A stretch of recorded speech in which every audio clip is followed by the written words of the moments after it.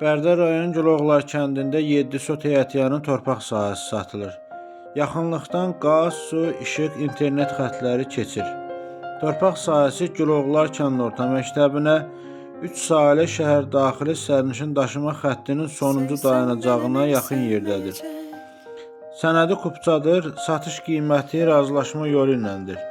Əlavə olaraq nəzərinizə çatdırdıq ki, ipoteka ilə evlərin əldə edilməsi, həmçinin torpaqların, ofislərin, obyektlərin alqısı, satqısı və kirayəsi ilə bağlı Gülərüz kollektivi, peşəkar komandası və ixtisaslı mütəxəssislərdən ibarət dayanıqlı, operativ təminatlı Bərdə Birindəmlaka müraciət edə bilərsiniz.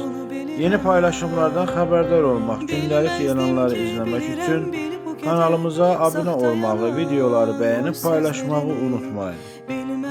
Bilmezdim ki sevirəm bil bu qədər, aldanıram, çək gözlerini. Bilmezdim ki bilirəm bil bu qədər, mənə toxunan el izlerini. Bilmezdim ki sevirəm bil bu qədər, aldadıram özümü.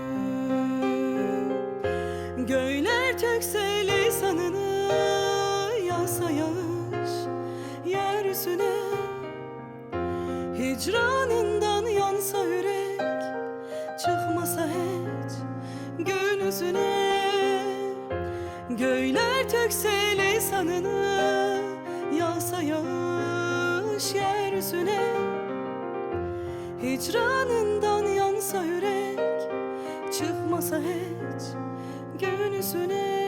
Mən bilmezdim ki bilirəm bil bu qədər, sahte yalan hoş sözlerini. Bilmezdim ki sevirəm bil bu qədər, aldanıram, çək gözlerini. Bilmezdim ki bilirəm bil bu qədər, mənə toxunan el izlerini.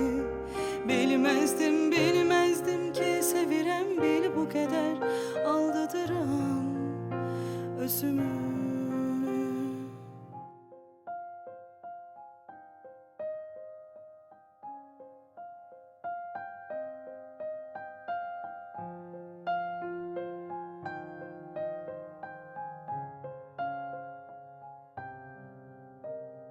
Bilmezdim ki bilirəm bil bu qədər,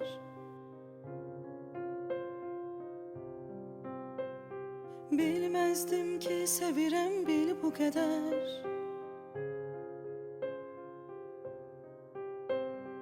Bilmezdim ki bilirəm bil bu qədər, mənə toxunan el izlerini. Bilmezdim ki